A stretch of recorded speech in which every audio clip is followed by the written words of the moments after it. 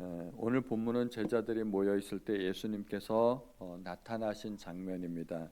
예수님께서 부활하신 이후에는 약간 그 몸이 그 초자연적인 몸과 같이 되어서 제자들이 못 알아보기도 하고 제자들 가운데 갑자기 나타나기도 하고 또 갑자기 사라지기도 하고 그런 모습이 성경에 나타나게 됩니다.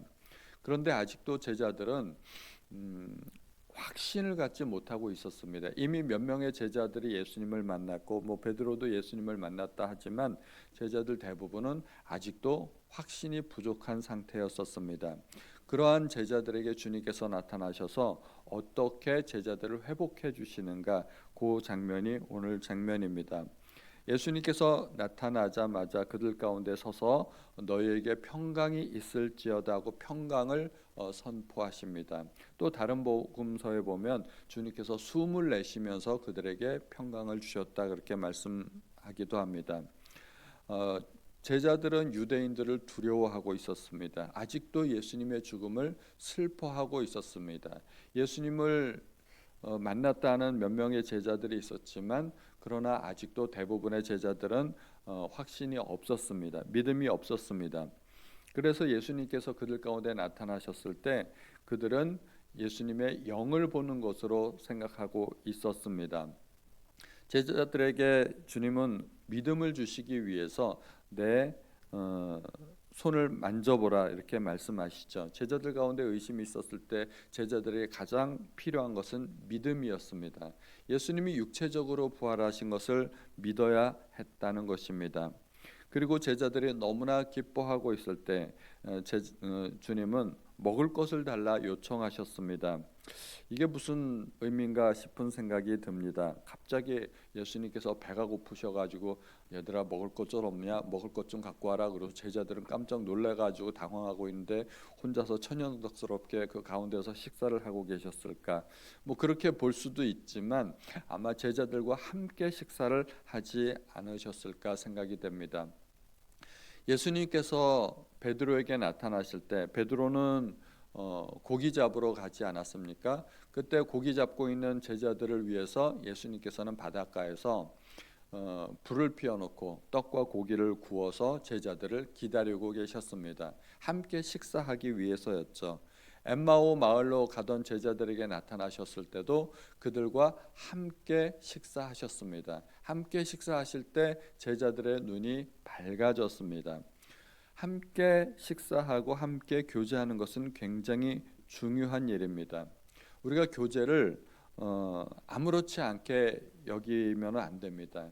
예수님께서 십자가 사건이 있기 전에도 늘 사람들과 교제하고 함께 먹고 함께 지내는 것을 중요하게 생각하셨습니다. 그래서 유대인들에게 예수님이 오해받기를 먹기를 탐하고 포도주를 즐기는 자라 하는 소문이 퍼질 정도였습니다. 그래서 주님은 늘 사람들과 함께 먹는 것을 굉장히 좋아하셨다는 것이죠. 우리도 오래간만에 친구들을 만나고 그러면은 전화 통화 한번 하거나 그러면은 언제 우리 밥 한번 같이 먹자 그런 이야기를 하지 않습니까? 밥 한번 같이 먹는다는 이야기는 그만큼 이제 우리가 교제를 중요하게 생각하고 친분을 중요하게 생각한다는 것입니다. 여자들은 함께 밥을 먹으면서 서로 감정을 교류하고 서로 친분이 두터워지고 굉장히 그 깊은 교제의 시간을 갖게 됩니다. 남자들은 밥을 같이 먹으면서 계약이 이루어지기도 하고 사업이 이루어지기도 하고 남자들이건 여자들이건 같이 밥을 먹는다는 것은 굉장히 중요한 일입니다. 그 속에서 관계가 형성이 되기 때문입니다. 관계가 형성되지 않으면 사실은 신앙도 잘하기가 굉장히 어렵습니다. 우리의 관계 속에 들어와야 우리가 함께 기도도 할 수 있고 함께 성경 공부도 할 수 있게 되는 것입니다. 그래서 예배드리고 우리가 함께 식사하는 시간이 있지 않습니까? 아무리 바쁜 일이 있어도 식사는 꼭 함께 하시고 가시기를 부탁드립니다. 왜냐하면 함께 식사한다는 것은 단순히 한 끼를 때운다는 그런 의미가 아니라 우리가 한 공동체라는 의식이 있기 때문입니다. 밥 먹으면서 꼭 말씀 나눔 안 해도 괜찮으니까 밥 한 끼 먹는 것만이라도 굉장히 큰 의미가 있다는 것입니다. 서로 지체됨을 나누고 서로 교제하고 그리스도 안에서 삶을 나누는 것이 그만큼 중요한 것입니다. 주님께서는 그렇게 제자들과 함께 식사를 하시고 그 다음에 이제 성경을 풀어주시게 됩니다. 모세의 율법과 선지자의 글 그리고 시편의 나를 가리켜 기록된 모든 것이 이루어져야 한 말이 이것이라 하고 그들의 마음을 열어서 성경을 깨닫게 하십니다. 교제 다음에 이제 성경 공부가 이어지는 것이죠. 성경을 그들은 많이 알고 있었고 많이 들었고 하였지만 그러나 아직도 깨닫지 못한 부분이 있었던 것입니다. 주님께서 고난과 그리고 부활에 대해서 3번이나 말씀하셨는데도 불구하고 그들은 말씀을 들을 때 어떻게 행동했나요? 한 귀로 듣고 한 귀로 흘려버린 것입니다. 듣긴 들었지만 깨달음이 없었던 것입니다. 마음속에 그 말씀을 심어두지 못했던 것입니다. 그래서 주님께서 또 한 번 부활 이후에 성경을 깨닫게 해주시는 그런 일을 하십니다. 제자들이 이렇게 마음에 슬퍼하고 그리고 주님의 부활을 믿지 못했던 것은 성경을 몰라서 일어난 해프닝이라고 볼 수가 있습니다. 알긴 알아도 그것이 지식적으로 피상적으로만 알았던 것이지 그 말씀 가운데 확실히 거하지 못했던 것입니다. 성경을 깨닫게 하시고 이제 주님께서 말씀하시기를 그리스도가 고난을 받고 제3일에 죽은 자 가운데서 살아날 것을 말씀하셨습니다. 이것은 이미 일어난 일입니다. 지금 일어난 일에 대해서 성경을 가지고 이러한 일이 이루어질 것이라고 성경에 미리 예언이 되어 있었다는 것입니다. 또 47절에 그의 이름으로 죄사함을 받게 하는 회개가 예루살렘으로부터 시작해서 모든 족속에게 전파될 것도 기록되어 있다는 것입니다. 그것은 앞으로 일어날 일이죠. 그래서 성경을 보면 과거에 일어난 일도 해석할 수 있고 앞으로 일어날 일도 볼 수 있게 된다는 것입니다. 성경을 통해서 뭐 앞으로 일어날 일을 알게 되니까 앞으로 땅을 산다든가 뭐 주식에 투자한다든가 이렇게 하라는 말이 아닙니다. 성경을 통해서 온 세상이 결국 복음으로 충만케 될 것을 깨달아 알고 그러면 어떻게 하라는 것인가요? 그 일에 우리가 증인이 되라는 것입니다. 그 일에 동참하라는 것입니다. 그래서 우리는 성경을 통해서 내 인생도 해석할 수 있어야 됩니다. 내 인생에 일어난 일들이 과연 어떤 의미가 있는가? 성경으로 보고 성경으로 해석하고. 그래서 우리들 교회 김양재 목사님은 이런 해석을 구속사적으로 성경을 본다 이렇게 말씀을 하시더라고요. 그래서 성경을 보면서 내 인생을 해석하는 거죠. 내 인생에 지금까지 있었던 일이 무슨 일인가? 나의 고난도 해석하고 그리고 앞으로 하나님께서 나에게 베풀어 주실 은혜도 해석하고 그래서 하나님 앞에 돌아올 수 있다는 것입니다. 이러한 모든 것을 깨닫게 되면 우리가 증인의 삶을 살 수 있게 된다는 것입니다. 그것이 사명이죠. 주님께서는 제자들에게 사명을 주십니다. 그리고 사명을 주시는데 그냥 일하라 하는 것이 아니라 하나님께서 또 약속하신 것이 있죠. 아버지께서 약속하신 것을 너희에게 보내리니 너희는 위로부터 능력으로 입혀질 때까지 이 성에 머물라. 능력이라는 것이 곧 성령이죠. 성령을 보내실 것을 주님께서 약속하고 계십니다. 우리가 흔히 말하는 능력이라는 것은 뭔가를 해낼 수 있는 힘을 말하는 겁니다. 남들은 못하는데 내가 할 수 있다. 그럼 나는 굉장히 능력을 가진 것입니다.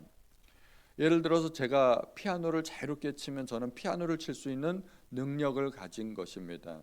남들이 들지 못하는 무거운 물건을 제가 들 수 있다면 저는 굉장히 큰 힘을 갖고 있는 거고 그것도 능력이 될 수 있습니다. 그런데 제자들이 가진 능력은 남들이 못하는 것을 할 수 있는 능력이 아닙니다. 그것은 뭐냐면 두려워하지 않는 것입니다.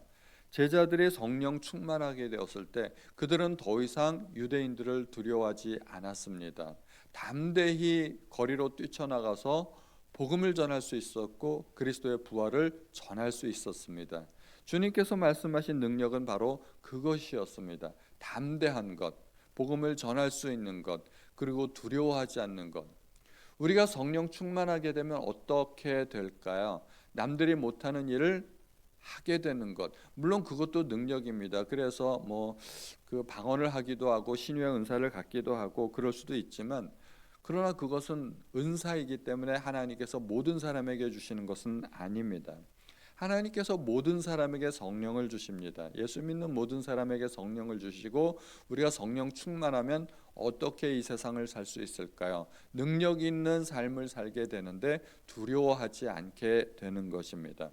두려워하지 않고 담대히 복음을 전할 수 있게 됩니다. 그리고 예수님께서는 마지막으로 그들을 축복하십니다. 이러한 것들이 주님께서 제자들을 회복하시는 과정입니다.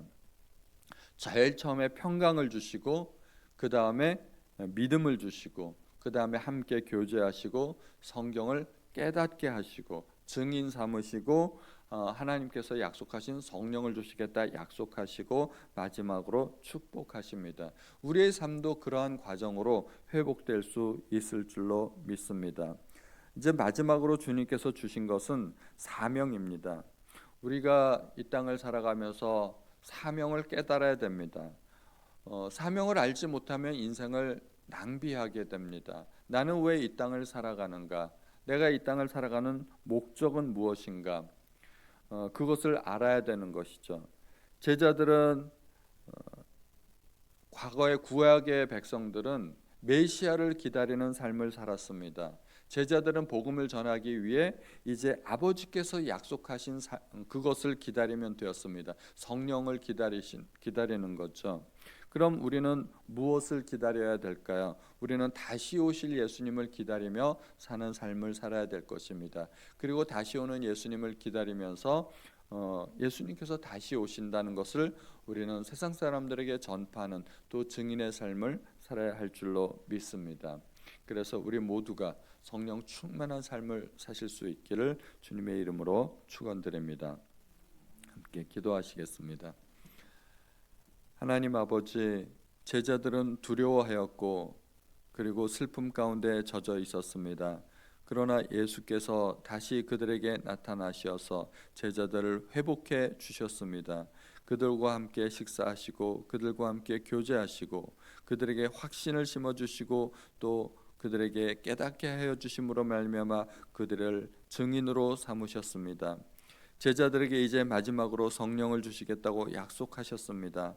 하나님, 우리도 그와 같이 회복된 삶을 살게 하여 주시고 하나님의 말씀을 깨닫게 하여 주시고, 이제 우리는 다시 오실 예수님을 기다리며 사는 삶을 살아갈 수 있도록 도와주옵소서.